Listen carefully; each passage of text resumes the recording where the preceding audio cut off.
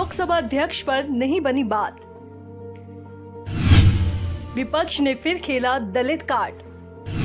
दलित card पर मोदी के हनुमान का दहला। राहुल खड़गे भी नहीं समझ पाए तगड़ा वार। हार के डर से क्यों याद आया दलित कार्ड। हार सुनिश्चित, कांग्रेस फिर खेलेगी दलित कार्ड। एक तरफ संसद में मोदी 3.0 की सरकार को घेरने के लिए विपक्ष हर चाल चल रहा है।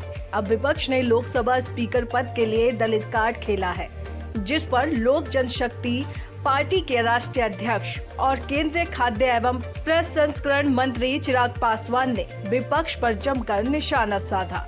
चिराग ने कांग्रेस के नेतृत्व वाले विपक्ष पर दलितों को अपने फायदे के लिए इस्तेमाल करने का आरोप लगाया। उन्होंने कहा कि कांग्रेस को जब अपनी हार सुनिश्चित लगती है तो वो दलितों का सहारा लेती है। संसद में उनके पास संख्या नहीं है, फिर भी उन्होंने लोकसभा अध्यक्ष पद के लिए अपना उम्मीदवार खड़ा कर दिया। मोदी के हनुमान का दहला। चिराग पासवान ने सोशल मीडिया पर अपने आधिकारिक हैंडल से पोस्ट करते हुए लिखा कि जब भी कांग्रेस के नेतृत्व वाले विपक्ष को लगता है कि उनकी हार अब निश्चित है तो वे दलित कार्ड खेल देते हैं। साल 2002 में जब उन्हें पता था कि वे उपराष्ट्रपति का चुनाव हार रहे हैं, उन्होंने सुशील कुमार शिंदे जी को उम्मीदवार घोषित किया। इसी तरह साल 2017 में जब उन्हें पता था कि वे राष्ट्रपति पद का चुनाव हार रहे हैं, तो उन्होंने मीरा कुमार जी को नामांकित किया। अब जब उनके पास 2024 में लोकसभा अध्यक्ष पद के चुनाव के लिए स्पष्ट रूप से उनके पास संख्या बल नहीं है, तो वे कांग्रेस के दलित नेता के सुरेश जी को नामांकित कर रहे हैं। चिराग पासवान ने सवाल उठाया कि विपक्ष के लिए क्या दलित नेता केवल और केवल प्रतीकात्मक उम्मीदवार है। बता दें कि लोकसभा अध्यक्ष पद के लिए मंगलवार को सत्ता पक्ष और विपक्ष के बीच आम सहमति नहीं बन पाई, जिसके बाद विपक्ष की तरफ से कांग्रेस सांसद कोडिकुन्नील सुरेश ने अपना नामांकन दाखिल कर दिया। एनडीए की तरफ से पिछली लोकसभा में निचले सदन के अध्यक्ष रहे ओम बिरला ने अपना नामांकन दाखिल किया। अब बुधवार को अध्यक्ष पद के लिए चुनाव होगा और स्थिति साफ हो जाएगी कि लोकसभा अध्यक्ष के पद पर किस पार्टी का सांसद होगा।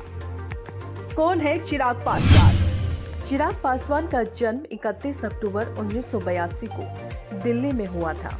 उन्होंने अपनी पूरी पढ़ाई दिल्ली में ही पूरी की है। इंजीनियरिंग की डिग्री लेने वाले चिराग फिल्मों में अपना करियर बनाना चाहते थे, जहां उन्हें सफलता नहीं मिली, जिसके बाद उन्होंने अपने पिता के साथ राजनीति में किस्मत आजमाई। चिराग पासवान ने साल 2014 में जमुई सीट से लोक जनशक्ति पार्टी के लिए चुनाव लड़ा। इस चुनाव में उन्होंने सुधांशु शेखर भास्कर को 85,000 से ज्यादा वोटों से हराया। साल 2019 में भी उन्होंने अपनी सीट पर कब्जा कायम रखा। अब चिराग पासवान ने 2024 के लोकसभा चुनाव में हाजीपुर से चुनाव लड़ा और लगातार तीसरी बार जीत हासिल की। लोक जनशक्ति पार्टी के सुप्रीमो चिराग पासवान पहली बार मोदी कैबिनेट में मंत्री बने हैं। मोदी 3.0 की सरकार में चिराग पासवान को केंद्रीय खाद्य एवं प्रसंस्करण मंत्री बनाया गया है। मोदी ने घोषित किया हनुमान। तमाम असफलताओं के बावजूद चिराग ने नरेंद्र मोदी के प्रति अपनी वफादारी दोहराई और खुद को नरेंद्र मोदी का हनुमान घोषित कर दिया। यही वजह रही कि भाजपा ने चिराग के लिए अपने दरवाजे कभी बंद नहीं किए और उन्हें खुश रखा।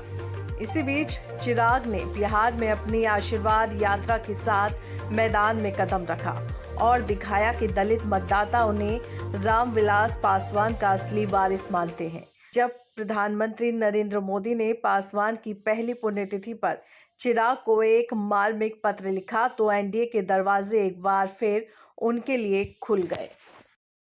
परिपक्व नेता होने का दिया सबूत। चिराग पासवान का बिहार में केवल 5% पासवान समुदाय के वोटों पर नियंत्रण है, लेकिन उन्होंने अपनी पार्टी के हिस्से में आई सभी 5 सीटों पर जीत हासिल करने के साथ ही ये भी सुनिश्चित किया कि राज्य में अन्य सीटों पर जहां एनडीए के उम्मीदवार मैदान में हैं, वहां भी दलितों के वोट मिले और इस तरह उन्होंने एक परिपक्व राजनेता होने का सबूत दिया। उन्होंने खुद अपनी सीट पर लालू यादव की आरजेडी के शिवचंद्र राम को 1 लाख से ज्यादा वोटों से हराया। इसके अलावा 2020 के विधानसभा चुनावों के विश्लेषण से पता चलता है कि चिराग ने भाजपा और जेडीयू को 54 सीटों पर खासा नुकसान पहुंचाया। जेडीयू इसी वजह से 70 में से सिर्फ 43 सीटें ही जीत पाई। इस तरह चिराग ने साबित किया कि वे बिहार की राजनीति में बड़ा उलटफेर करने में सक्षम हैं। दोस्तों, हमारे द्वारा दी गई जानकारी आपको कैसी लगी है, हमें कमेंट करके ज़रूर बताएं। साथ ही हमारे चैनल को सब्सक्राइब करना बिल्कुल भी ना भूलें।